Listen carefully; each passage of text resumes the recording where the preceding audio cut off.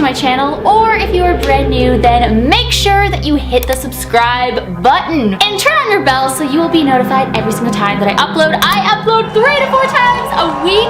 Yes, starting this week, guys. Woo! It actually started like 2 days ago, but I am super excited, so you don't want to miss a video. I am a paranormal channel, a paranormal investigator. The paranormal is the love of my life, the absolute love of my life. I cannot imagine my life without it. This is what I'm supposed to do, so make sure you subscribe. And you guys, my next haunted location, well, I actually just got back the other day, and that series will premiere on my channel, Jesse's channel, and Mandy's channel next week. I believe next Wednesday. We still got to talk and figure it out, but I believe it's gonna come out next Wednesday. So you guys, oh my god, this place was insane. So now today's video, as you can see from the title, Encounter with My First Demon. This is not a personal story from myself. I don't think I've ever encountered a demon. I actually have not. I would obviously remember that. I believe that demons are always lurking around and they just pick and choose like when to come in. That's what I think.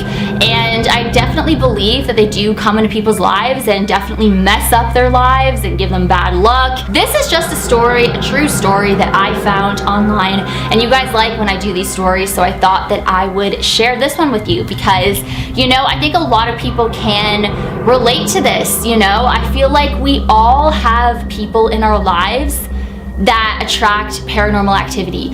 And I know some people in my life that paranormal activity is just always around them. Always around them. They're always experiencing something, you know, going on in their house or whatever. It's crazy when you think about all these people who've encountered this or encountered that. This stuff is real. You don't have to believe in it, of course. I believe in it 100%, but I'm also a huge skeptic at the same time. But I 100% believe in this. So this story that I'm about to tell you is about a person that experienced this demonic entity a long time ago when they were about 14 years old, and the paranormal, just paranormal stuff, has always been attracted to this person. They've always experienced weird stuff, just really weird experiences that no one can explain. And as the years went on and on, the activity only grew larger and crazier. So this person would quite often see spirits all around them. At one point, they kept seeing this elderly woman around them, and then eventually found out it was their grandmother. And the spirits that this person kept seeing, you know, all around them were very friendly spirits, they thought, you know, like nothing really crazy would happen. They just kind of would come in and out, and they were very friendly and respectful. But you gotta be careful too, because you just never know what spirits, why they're talking to you. There's just so many endless reasons why a spirit could be talking to you. They could be tricking you. They could be a bad spirit and tricking you into thinking that they're good. It's just like you never know. And that's what I'm always saying on my channel. It's unpredictable. You never know what's gonna come through. You gotta be careful. You gotta be cautious. You gotta know what you're doing. You gotta know the consequences if something bad does happen. You know what I mean? You just have to take this stuff very seriously. And I know we always have fun. We always have fun together. I'm all about having fun. You have to have fun when you're in the paranormal. You know, it's okay to have fun. I don't know where I'm going with this, but anyways, let's get back into the story. So this person, I guess let's give a name to this person. I'm gonna call this person Henry. So years later, Henry's parents then decided to move, and they all moved into this really nice apartment. And Henry was very excited and happy because he finally had his own bedroom and he finally had his own bathroom. So, you know, things in his life started to get better. He was feeling better and he wasn't as depressed as he was prior to moving. So Henry had a friend named Alice who was pretty much his only friend. Alice was a great friend. She was always there for Henry, always listened to him.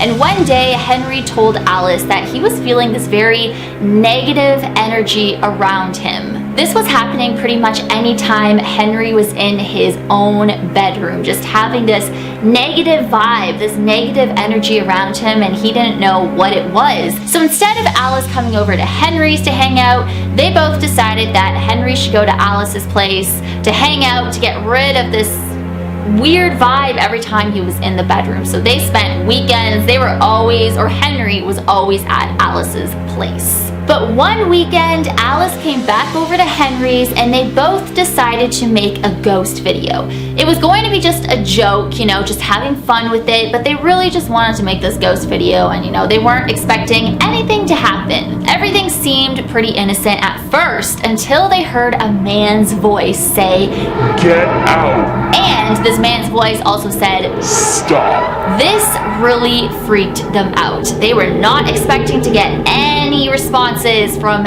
anybody. So they were like hiding under the covers in the bed, but they could feel as if somebody was in this room and watching them. And guys, out of nowhere, the mirror that was across the room started to squeak.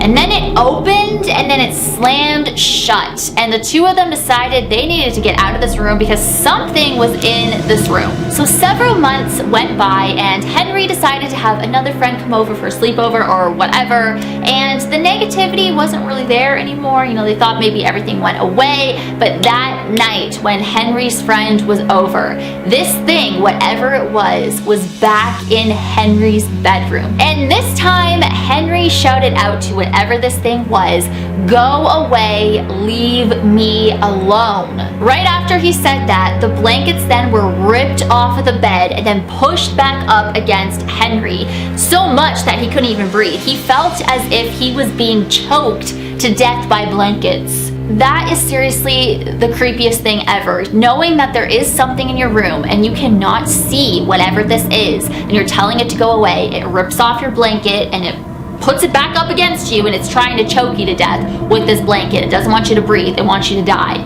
And you can't even see it. That is so terrifying. So as this is happening to Henry, you know, he can't breathe. He manages to kick his friend who is sleeping next to him. His friend wakes up and the blanket and everything is released from Henry. He is freaking out. He is in so much fear and shock. He finally tells his friend, this is what's been going on in this room. Henry then started to calm down a little bit, but later on in the night, they could hear somebody walking around the room, walking above them. They thought maybe it was the cat, but it wasn't the cat. The cat wasn't even in that room. What happens next is really scary. Henry is taking a shower. He gets out of the shower. He walks back into his bedroom in his pajamas, and he looks over at the mirror that was acting up and squeaking the night that Alice was over, and it's attached to his closet. So he looks in the mirror. This is like a horror movie, and he sees the reflection of a man laying in his bed surrounded by this reddish orange orb.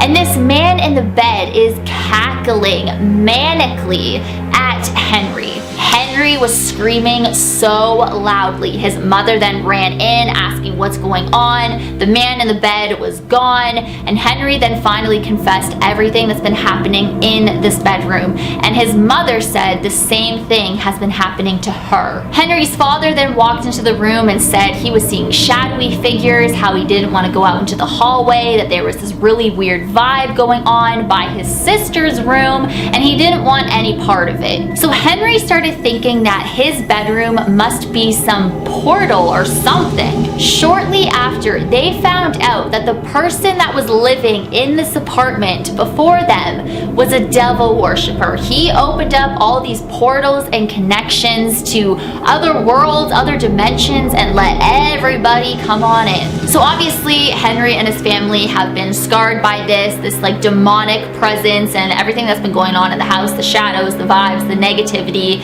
and they will never be the same. They will never forget this. But you know, guys, this stuff does happen. It is scary, and there are people out there who like to open up portals, and you know, a lot of people can argue that that is what I do. You know, I'm calling on things to come through and stuff, but I do it in a very careful way. I know what I'm doing and stuff, but there's people who want really bad things to come through. I've been to a place where a huge portal was opened a long time ago. Unfortunately, I'm not allowed to tell you where that part or where that place is. I have been to that place on my channel. I've done an investigation there, but there was a very dark history where a huge portal by a very evil person, well-known evil person, opened up this portal and let all this stuff come in. So guys, let me know your thoughts down below. Thank you guys so much for watching. Make sure you have subscribed if you haven't subscribed yet. Hashtag Team Pretty44, hashtag Brethrens, hey! And I will see you guys in my next video. Bye.